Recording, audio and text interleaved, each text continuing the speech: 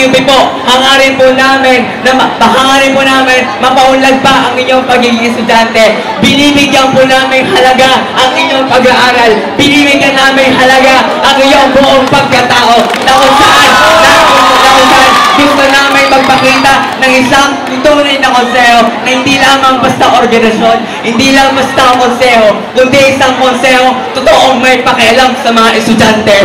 Sabihin namin pakailanero kung pakailanero. Oo, pakailanero kami dahil hindi namin kayang kisin na wala kaming magawa sa aming campus. Dahil hindi namin sa aming sintang paaralan. Lahat tayo nagsilbi, lahat tayo gusto natin magbigay ng tunay na pagsisilbi para sa Eskola ng Bayan. Pero dito sa Bangon PUP, nais lang po namin iparating sa inyo lahat ng plataforma, lahat ng proyekto ay talagang mas lalo pa kayo ikagaling. Yung bang ikaw tunay na matalino ka na, di ba? Pero ang gusto namin, hindi tayo maging complacent, kundi patuloy pa natin ilabas ang tunay na best kung ano sa atin. Dahil ako, naniniwala ko, bilang isang eskola ng bayan, marami ka pang magagawa at marami ka pang magagawa para hindi lang dito sa PUP, kundi para rin sa bansang Pilipinas. Naniniwala ko sa patuloy kong pagsilbi sa pamantasang ito. Kayong lahat na scholar ay may isang potensyal na kung saan dahil sa inyo, uunlad ang PUP. Dahil sa PUP, uunlad ang bansang Pilipinas. Nais din po namin pakita sa inyo na isa sa aming plataforma ay ang Unite. Lahat tayo gusto ng pagkakaisa. Lahat tayo gusto ng pagkakaisa sa loob ng ating pamantasan, sa mga estudyante, sa mga organisasyon, pati na rin sa mga faculty, at lalong-lalo na sa mga political parties. Kami po, gusto po namin sabihin sa inyo, malinis po ang aming hangarin para sa aming pagtakbo. Ang aming pagtakbo ay hindi lang basta i-representa ang Bangon PUP, hindi lang basta i-representa ang aming koleyo.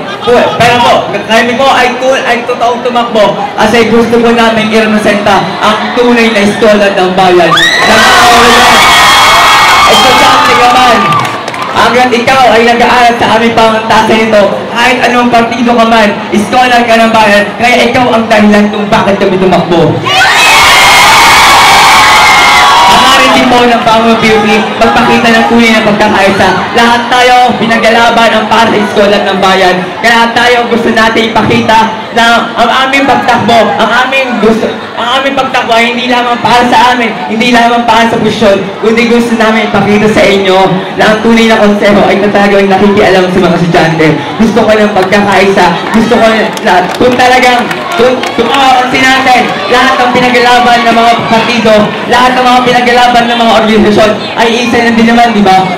1 pesos per unit, mataas na budget para sa edukasyon. So ganun, bakit hindi natin kayang magkaisa kung isa na naman ang ating pinaglalaban? Kapag ako nakaupo na sa aking posisyon bilang isang presidente, umasa kayong lahat ng mga organisasyon, lahat ng mga partido ay makikipagtulungan po ako para sa eskola ng bayan. Hindi ko kailangan magpakamartir na kung saan sasabihin kong kaya ko itong mag-isa. Hindi.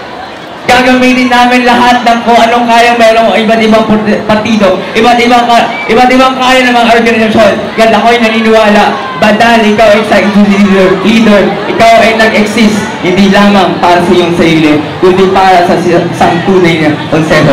Ako po, gusto ko ipakita sa inyo na bilang isang student leader, nais mo namin ipakita ang tunay na standard, isang standard ng student leader na kung saan totoong nagmamahal sa bayan. At ako po, bilang kasama ko ang Bangon PUP, kasama ko ang lahat ng mga estudyante, nais mo namin makakita ng mga estudyante nag-aaral na mabuti, mga estudyante masubuhin sa magugulang, mga estudyante magmahal sa bayan, at mga estudyante may takot sa Diyos.